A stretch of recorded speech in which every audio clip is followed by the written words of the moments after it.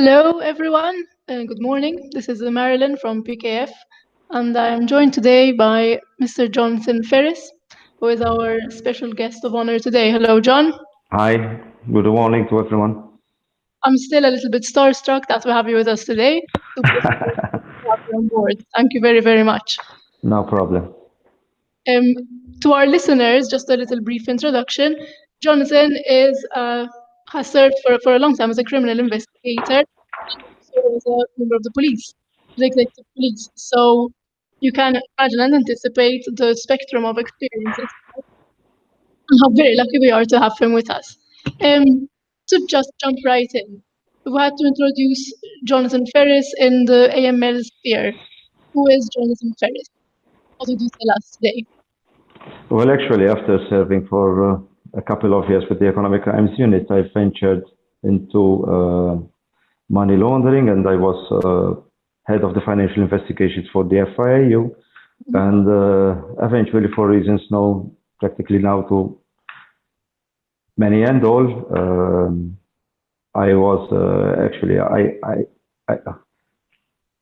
how can I tell it? We came.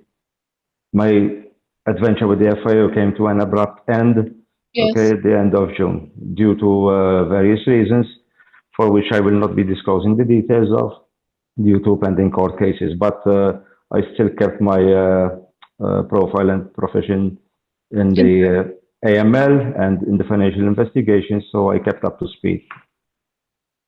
Perfect, yes. And today we're going to explore a little bit with your specialized insight, the field of compliance as relative to investigation. Correct? Yes, correct. Yes. So, let's see where would be a good angle to jump in. First of all, in terms of compliance as a broad umbrella and compliance as facilitating the process in terms of AML. How does one begin? Where does one start? What are the building blocks in your view? So actually, if I mean, my point of view with regards to compliance and the whole story of AML, I view compliance as being the cornerstone for all AML investigations, for any anti-money laundering directives. Okay. Simply because if compliance is done the proper way, it will facilitate investigations to investigators, and possible also it might give foresight or a heads up in advance prior to any breaches or sanctions being committed. All right, and therefore, then if one had to, for example, I'm a lawyer myself in a CSP, we're an audit firm. We are subject persons. We have the CSP as well, which is a subject person in itself. We have obvious compliance and AML obligations upon us. Sure. In terms of tackling the bull by its horns, where would, in your blank slate, if you had to be given a blank slate to actually break it down, where would be a good place to start? So primarily one has to identify the typical characteristics. Okay, let's say you've got a client who has quite a substantial portfolio. So first you have to identify the characteristics, namely, are there multiple jurisdiction structures involved? Has a trust being created in a particular jurisdiction? And the assets come across from multiple jurisdictions. It's quite complex, but at least you get a start from. I mean, and apart from that, once you get these things sorted up, it's like digging for a treasure. It's one thing will lead you up to the other. There is open sources that need to be checked. However, open sources, despite being a very good check, you are at the mercy of the person who is updating that open source. So and by open source, just to clarify for our listeners, we are referring to the databases that one subscribes to and so on.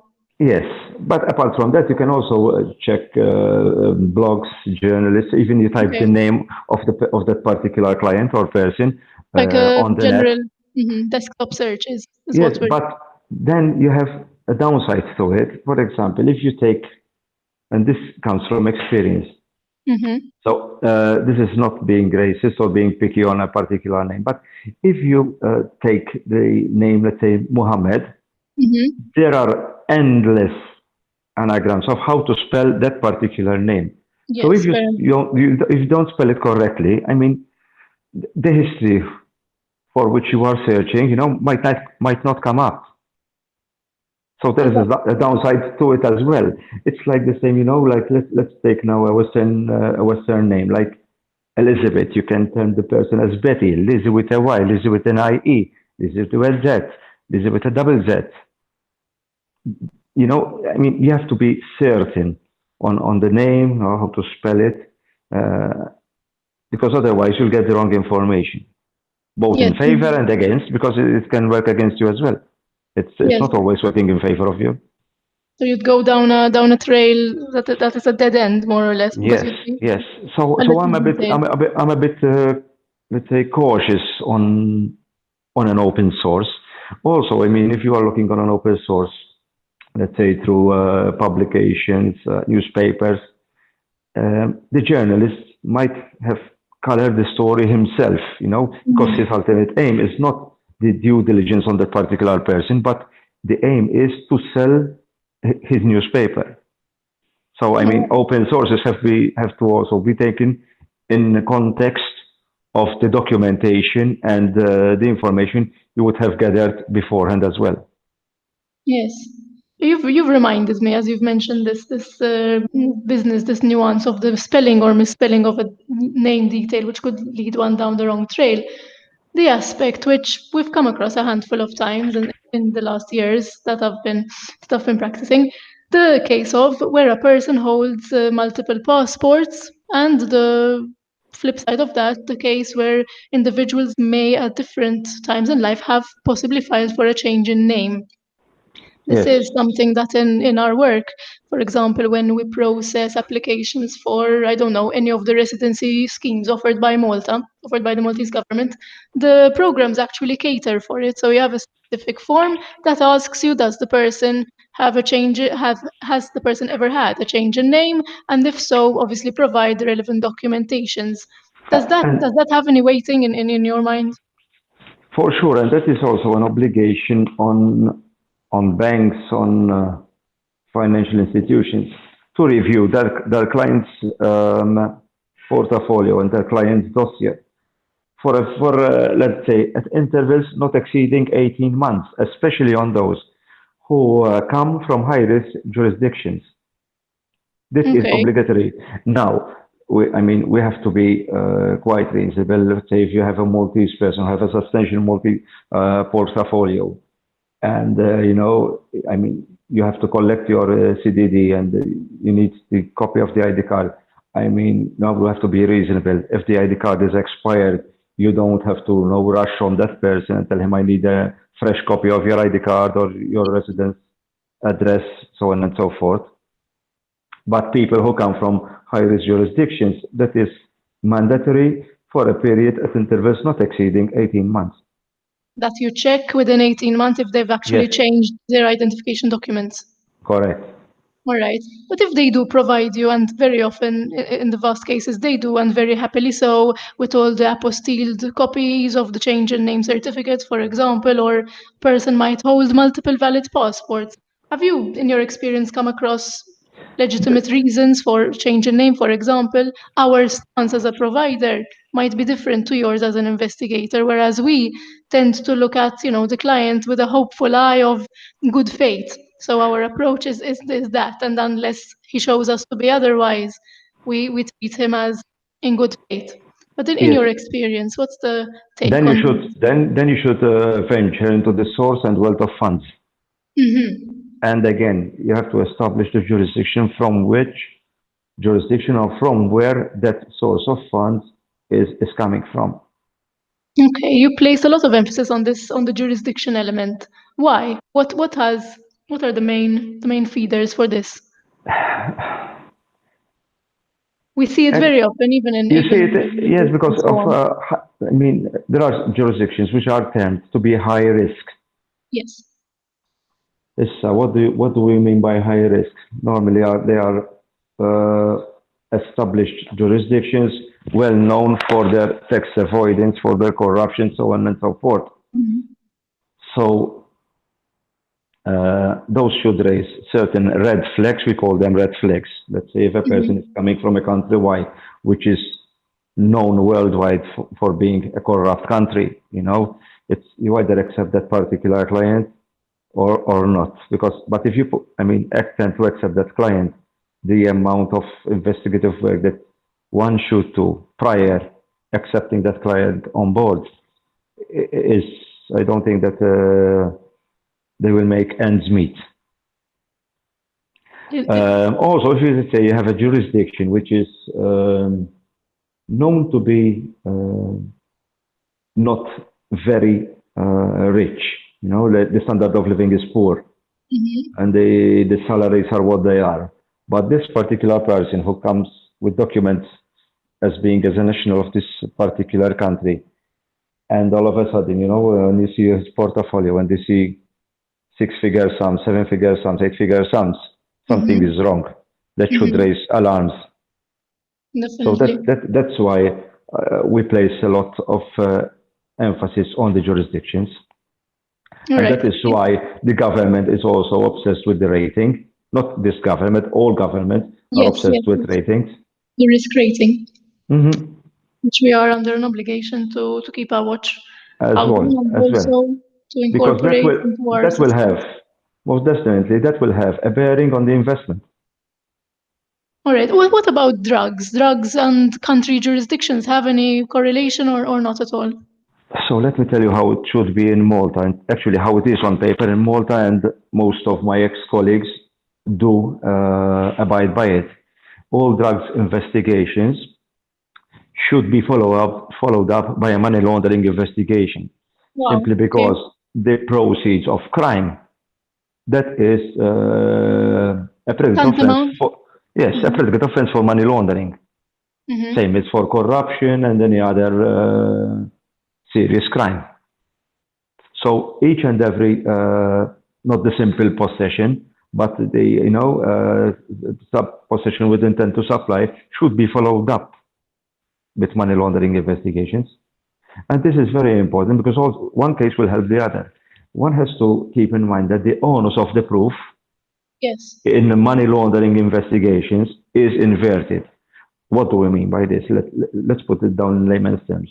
Now, the police, let's take the case of drugs, because we've mentioned drugs, okay? The police has to prove beyond reasonable doubt that Mr. X was in possession of an X amount of drugs. So the onus of proof is on the police. In money laundering, the onus is inverted.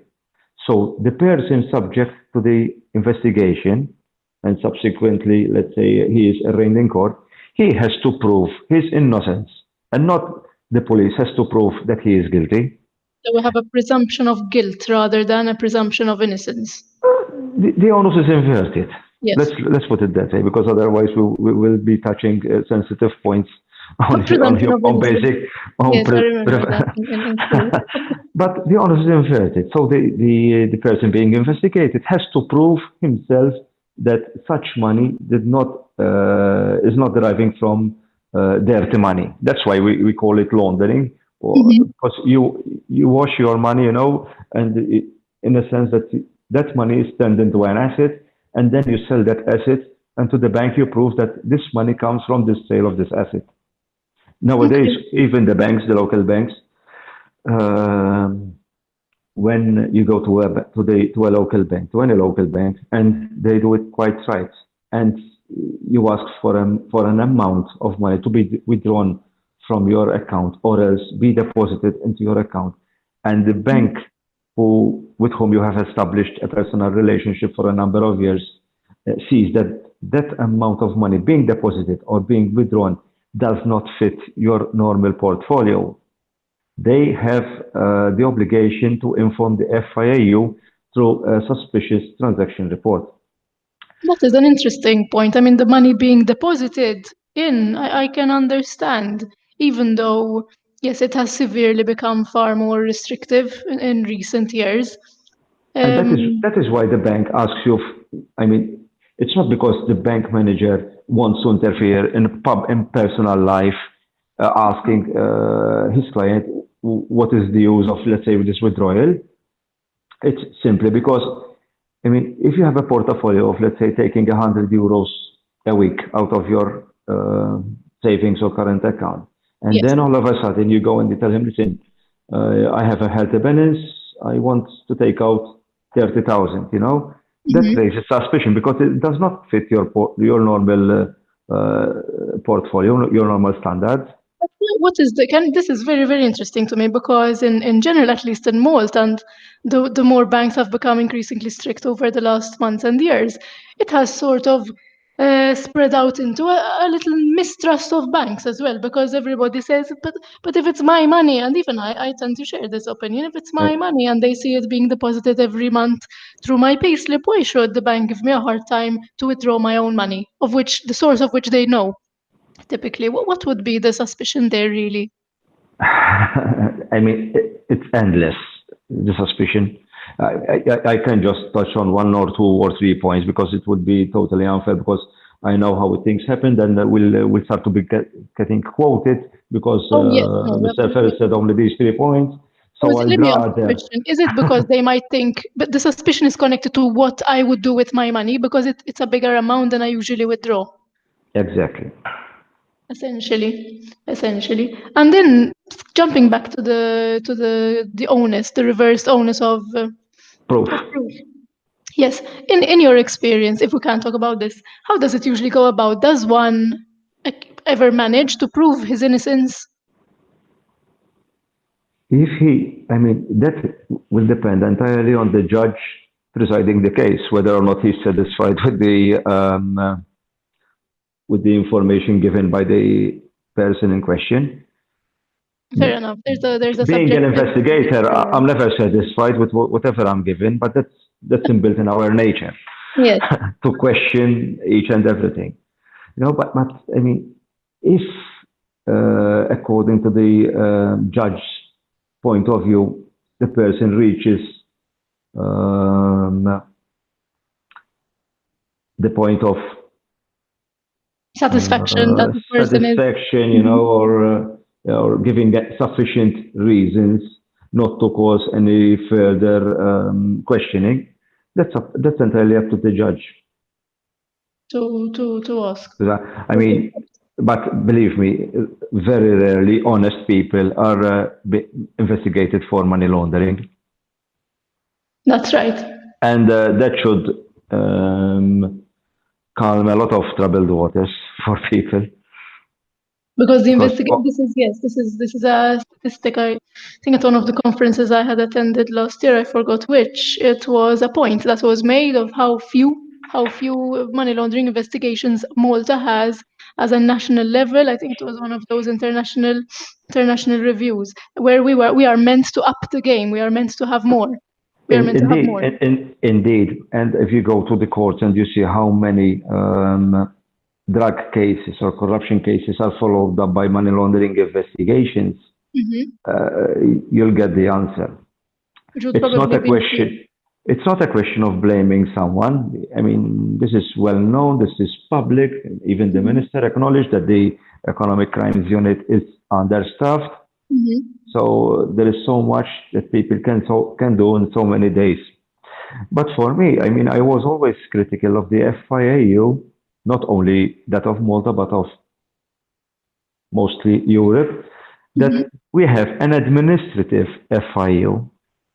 So FIUs, we could have three, okay? You can have a law enforcement FIU, an administrative FIU, and the hybrid between the two. I'll explain about this. Yes, please. So, and a law enforcement FIU would be part of the police, let's say, or else it has executive power that can take people straight to court.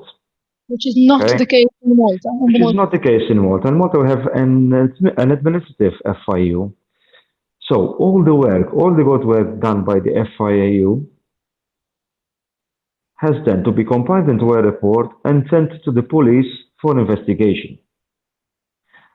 The materials given to the FIAU are not used by the police to have criminal prosecution, But the police has to gather its own sources, its own proofs. So it's like doubling the work. Definitely. So the And that is FIU is reduced to and a filter of sorts. and that is why I'm not taking up the defense of the FIU. I have my divergence with the FIU, but what its effect is effect that people tend to criticize the FIU of having sent so much reports to the Executive police. police, and the police only prosecutes a percentage of those.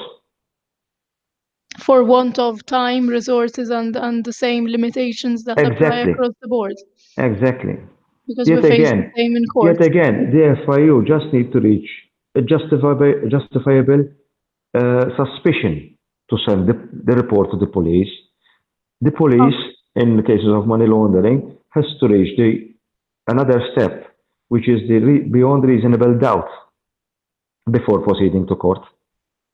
Okay, so we have two tiered, three tiered really, from the subject person who files a report of a suspicion that that person has actually reached on his own subjective grounds, because it is all relative in a way, and then the FIU has to decide if in their opinion it is foundedly suspicious, and then the police have to replicate that under their own merits. Yes, and that So is it's why I am no constructive criticism here. I mean, that is why definitely I'm agreed. critical of the way the FIU works, because it can take a lot of burden from the police, and it can expedite matters.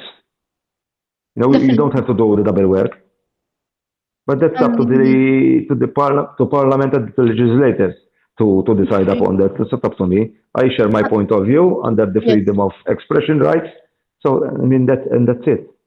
And you said before that most of Europe implement a model similar to our own, that being a purely administrative financial investigative unit. Let's say it's a 50-50. It's a 50-50. And Okay.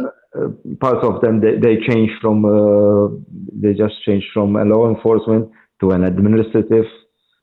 There are others who change to a hybrid, which is a mix between the both systems. Everyone tries to find the model. I mean, he thinks that it works best for him. Yeah, and Then we whoever are. who had to look for a model one, an ideal model. There are one or more that we could If you ask a law enforcement person, I will tell you the law enforcement. definitely. Obviously, because it saves time, it saves resources, and you get the bull by the horns. But I mean, who am I? I mean, that's up to the legislators to decide. Definitely. But if it had to be an enforcement function too, would the component parts, the people involved, would they need to be police officials in your opinion, or could, I don't know, a lawyer be a part of it, like myself? It depends on the law. I mean, the customs ordinance, which is chapter 37, laws of Malta, the customs officers have an executive power, and they are not part of the police. Okay. So it can be It depends how given. the law is drafted, Mhm. Fair enough. or redrafted, or rearranged at this time. That is interesting. So it's not just the police, but the power of enforcement can actually be given. It can be ordained in a way. It's Okay, like customs. like customs, that's right. If we had to take a model situation scenario which has no limitations, of which we are aware, and we had to take a scenario where we're going to think about a suspicious transaction report, the famous STR that plagues us and is in all our checklists and in all our Excel sheets that we receive Yes. biannually or annually, and it takes up a lot of our time, and everybody complains a lot about them, myself being the first. Um, can you walk us through the model scenario where there are all the things needed in place of So how it would work? let's say the agency, I will not be naming the agency, okay, receives an STR from a bank, okay? Yes. The agency, according to law, has the right to issue what we call a monitoring order. Hmm. Okay, so it imposes on the bank a monitoring order, and any movements from that particular account are immediately notified to the agency. Okay. So you keep control of everything like that. And this would be before. A very important power that the FIU has and this vis-à-vis the police is that the FIU obliges the banks to submit requested documentation for investigative purposes within 5 working days. That's right. The police, I mean, they send the request, but they don't. The law does not specify a specific period of time wherein the bank has to acknowledge or send the reports. I'm not telling you that they take ages. I mean, and it's not the case because the banks are fully cooperative with both institutions. But just to show you, to illustrate, the power that the FIU has. Okay. The banks need to cooperate within, or anybody really needs to cooperate with the FIU within 5 working days. Yes, as specified by law. What about the cases where, I remember some months ago I attended a course on AML in the context of these virtual financial assets, the new framework. And we had explored a little bit the case of when it is not conducive to stop a money transfer because you might raise suspicion in the client on whom you want to file a report. That's why we use what we call the monitoring order. Okay, can you tell us a little bit more about it? Actually, it's like you have a surveillance camera on that particular account, to put it in layman's sense. You are watching, but you are not stopping anything, It's like, I mean, because you need to know to whom that money is being transferred. You need to know the whole story. Upon which then the investigation or the attachment order is then followed up. Which is then when it gets serious and when it gets very serious, yes. When it gets serious. So in the monitoring procedure, really and truly, it's like having a CCTV. Let's say if you like having a CCTV camera watching over your doorstep. You're monitoring your area. You're monitoring the specific account. I mean, the holder of that account is not aware of anything, and you are just monitoring the transactions. That's right. The bank informs the agency that there is this movement, there is this inward movement, outward movement, so on and so forth. So the risk of actually losing track of the money is a little bit higher as well, because no one is sort of doing anything to stop it, but the emphasis is more on collecting the data of the movement. You are collecting data. It's not at the stage. It's not about the money. It's about the money trail. It's not about the physical money. Vital point. Okay, so adding on a little bit to this, to the monitoring that people like us have to do, service providers, monitoring that banks have to do, monitoring that investigative units have to do. What are your views on technology in this new age that we're living in, where everything and homes are becoming automated and everything is a little bit robotic and things are getting a little bit advanced? In terms of the role of technology in helping these things, how do you see that? You see it as a help? Do you see it as taking away from the human, or you see it as a good go-between? Each and every, I mean, let's say technology has its upside and it has its downsides. Okay, so if you'll ask me, the more technology advances, the more it is open to cybercrime. Punto basta. Okay. Once I had a particular case, I will not be disclosing obviously the names, but in order to try and get hold of who the actual perpetrator was, it took us quite a long time, because with technology there is this system of tunneling and spoofing, and you have an IP address that is showing a particular country when in actual fact the crime is being done or being carried out by another country, so on and so forth, and you tend to go in circles, which will lose you vital time, by which time you get to the end of it, the money has disappeared. So if you'll ask me from an investigation point of view, just as much as technology helps us in let's say customer due diligence through open sources, because believe me, it would be unthinkable if we didn't have tools like Google or automated searches. Imagine you have to go through correspondence by writing. It will, I mean, business will never be conducted that way. It's unthinkable. But just as much as it is helpful, it has its downsides too. And don't forget, one must keep in mind that the people, the great minds behind these new innovations, there are other great minds behind these innovations who tend to undermine these innovations.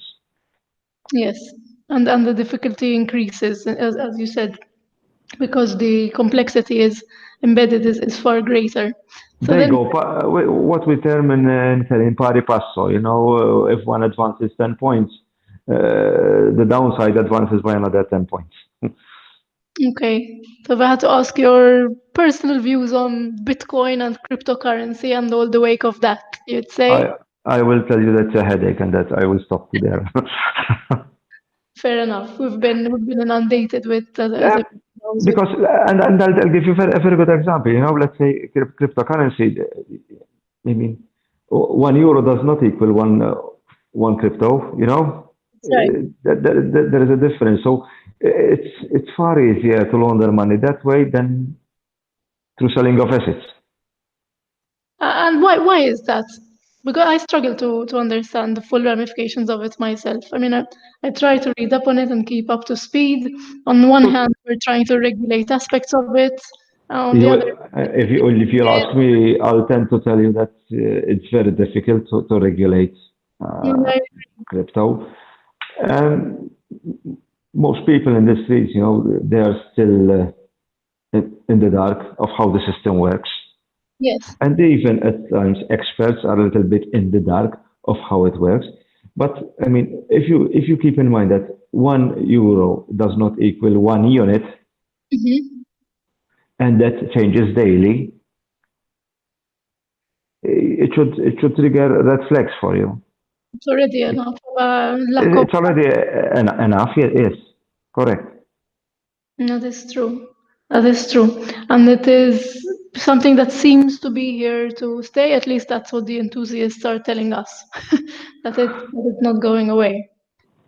So we need to see how to deal with it. Okay, my next favorite topic, but I like to ask our guests about it, is terrorism in the context of the overuse of the term in all the regulations, rule books, guidance, notes, and whatever else one can think of. I feel and find that it is so much sort of forced down our throats that every harvest step you take, it's got to be for the prevention of money laundering and financing of terrorism. One sentence down, and it's the same thing again. It tends to lose a little bit the efficacy. It tends to lose a little bit the point to us because it tends to become overused. And when it becomes overused, it becomes a buzzword. And then, it's something that is used in stand-up comedy and, going very far away. But we lose the plot a little bit. So I want to learn. I want to learn more. Have you ever had a case where there was the suspicion of terrorism? I think I have never had a case. However, I've done some presentations and lectures with the College of European Police, okay, which is CEPOL, and I'll quench your curiosity a bit on the subject, huh? Okay. Mela.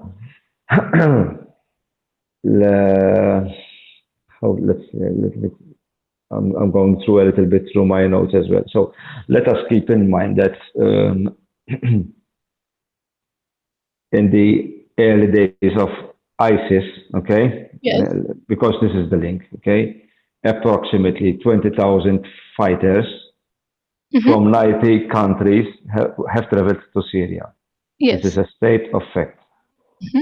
Okay, this is what we call the foreign terrorist fighter, the FTF. Yes, and that is why I mentioned also the monitoring order, because this comes in very handy. Okay. Okay, Mala, let me go through it bit by bit. Yes, the problem is that approximately between 10 to 30 of these foreign fighters, 10 to 30%, before the downfall of the caliphate, they were heading back to their countries, Various countries.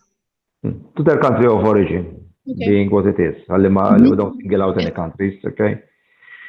Issa, mela, the foreign fighters may use different methods to disguise their finances and intentions, okay? Hence, financial institutions have to consider multiple factors as red flags in this case. That is why it is linked, mela. And the deviation from the customer's normal activity, that's point number one. The red flag, yes. When Yes. an operator selling shoes suddenly starts Yes. selling tourism. As number two is the source of fund, which is again a key factor in play. The available information on the purpose of transactions being carried out by banks and financial institutions. Okay. The use of multiple false identifications, which is the point we touched earlier on, which is the know your client, the CDD. Yes. And the use of the same identifications by two or more persons. Okay, so all right, so when the same passport is presented on more than one occasion by two different people. By two different people. Those are all red flags, which are part of the money laundering and financing of terrorism, and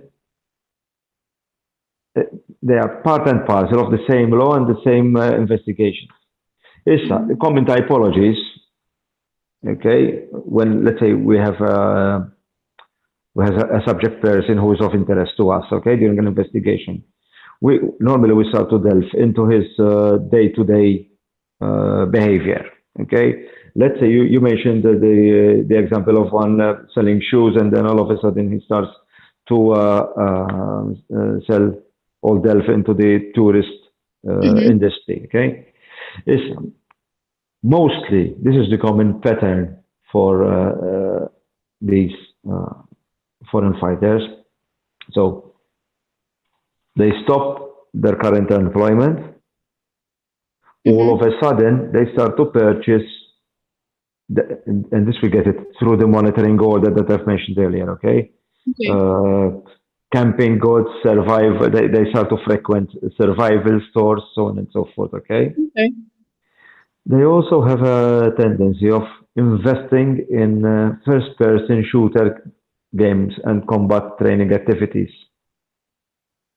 So not so far removed from the reality, on a sort of a virtual plane.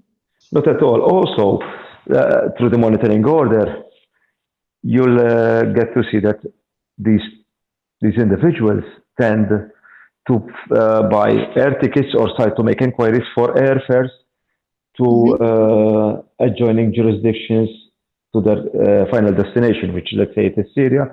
So they go to Turkey, Cyprus, Jordan, Egypt, which are close to the combat or the conflict zone, okay? So far, pretty self-evident connectors. They don't try to disguise too much. Exactly. Then this is a very important factor. Establishing credit lines, taking out personal loans where no loan repayment is made or are being made. And it is only the bank that can help us in that. Okay. So they apply for a loan? And no repayments are being made. They default on the loan. They default on the loan, and you know that the bank does not take immediate action on the first 1 or 2 months, by which time they would have liquidated all their personal assets, including their account or retirement plans or any life insurance policies, and they abscond from the country. So that is why they are both interlinked. That is very, very, very interesting. So in effect, they do not go to any extreme measures to try and hide their No. Actually, they continue for the. It's only at the end that they change their lifestyle. And in that case, they would, I don't know, assume a different identity and go into hiding somewhere remote. In fact, this is also well known that once they reach the border, okay, a new identity is given. Okay. That is definitely a first. Nobody ever explained that to me. Thank you. That is No very problem. Pleasure. So these monitoring orders, they would be cross-border. It would make sense for them to be collaborating over different jurisdictions.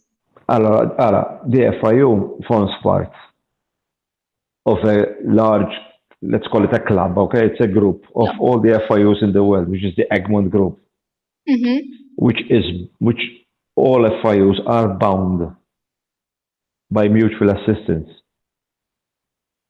Which So would if, give let's say, power. country A sends a request to Malta,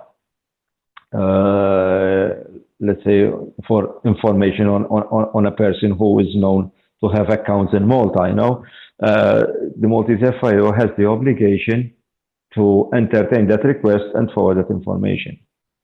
Such information is not used for prosecution services. But okay. So you cannot use it to prosecute Unless you obtain the consent of the correspondent agency. in another country, right? Yeah. But the reason with that would be maybe they want to prosecute themselves. And vice versa. I mean, it's mandatory that, I mean, if I am the recipient of an information from country A, before I use that information for prosecution, I need the consent of country A. Yes, I remember that from the law course too, and then the extradition Yes, considerations also in play. correct, Right. correct. And there is also, down in the streets, there is also misconception on this part. On Because the there are other agencies wherein, despite being signatory of this club, in Mhm. inverted commas, it's a club, it's a group, okay? Their national law does not allow exchange of information. And that would be supreme. The national law would be the one implemented effectively, Correct, preventing any sharing of correct, vital information. That's correct. And actually, these insane. jurisdictions are exploited by criminals, Hmm. in view of their secrecy. That is, yes, that is. I suppose they're always on the lookout for the loopholes, and they'd find them quite quickly in such a case. To tell you the truth, most of the knowledge we get as investigators, we get it from these die-hard criminals, because they are one or two steps Ahead. ahead of us. In fact, it is a retrospective investigation. It's never in advance. The only thing that we can do in advance is a monitoring order. Based on an pre-existent founded suspicion. Exactly. And when you say the intelligence is gathered from the diehard criminals, it is also not through having the person in front of you and asking him questions, or does that sometimes happen? The film scenario. It depends who you have in front of you. So it can actually. There are also cases where you have the criminal in front of you, and you can take a Yes, chance at it's extracting it's some. yes, yes, yes. I mean, at times criminals they are cooperative. Yes, for sure. That is It's interesting. not it's not a hard and fast rule, but at times you get a lucky strike. Yes. which helps. So if we had to take today, 2019, in the midst of all these changes, technology, life fast, what you said underlines and underpins a truth that is not so optimistic. When you said it's always retrospective, it is something we always had to fight. We always had to fight, knowing that, and as we also mentioned, technology helped us, but it also gives a super push to those having less I mean, than that, that, good that is intentions. why, Marilyn, that is why the country enacts laws to safeguard, but it does not prevent. You get my point now? That is Yes, why we are retrospective. The laws are there. The yes, police is there. The agencies are there. yes. So if we had to, as we're reaching the last part of the session, if we had to outline the biggest and most difficult challenges of today in terms of compliance, to you, what would those be? I think is the identification. Identification. And that is not the identification of the physical person per se. It is also the identification of the sources, the funds, the wealth. Sometimes you get information which undermines your previous investigations and you have to start all over again. So Okay. if you had to tell me, you know, I mean, customer due diligence, which is at the center of everything, okay? There has Yeah. to be the identification, which is the identification of the ultimate beneficial owner, And the verification. principal, the trust, the settler, the protector, the trustee, and all those on in line. And the verification. It's divided into Mm-hmm. two, okay? Which is taking reasonable measures to understand the ownership and control, for example, or the independently verify the information given by the client. Mm-hmm. The authentication of the, you know, identification documents, because you have at times where people tend to give you false documentation, false ID cards. I mean, a point that you touched earlier on is the passport scheme, for Yes. example. You will never be able to tie a particular person to his country of origin because he will Yes. obviously give you a fresh passport which gives Yes. him a fresh look. Which is equally valid and official for No, all intents yeah, and purposes. correct. Which I is mean, it's in the news. Not, I will not tell you daily, but practically every month that someone you know is caught through this scheme. And it's not only our country, but there are other countries who offer same services. yes. Yes, it is. I have actually, I have hands-on involvement in it, and I've been involved in it since the start. I think it was 2014 when it started. And I can say that the due diligence done by the authorities and whatever systems they use is very, very intense. So, which stands to reason because we're a tiny little country and we can't afford to have any mishaps as far as possible. So it's good if they, if anything is untoward, then it needs to come up and be detected and cut short. Definitely so. Definitely so. I Yeah, mean, in these cases, I mean, it's better to terminate the relationship than to go further and with all the risks involved. definitely, definitely. So for concluding remarks and thoughts and ideas of where are we headed and what would possibly help us best get there in good shape as a country, as a jurisdiction, as a Malta, with looking at AML and compliance, which is the heart of our discussion. It's very simple. It's very simple, Marilyn. Okay, we have the laws, we have the agencies, we have the police. Everything is in place. We just need to let the agencies work without fear or favor. And that is That is a very beautiful. that is I just quoted part of our swearing in as police officers. Okay, without Okay. fear or favor.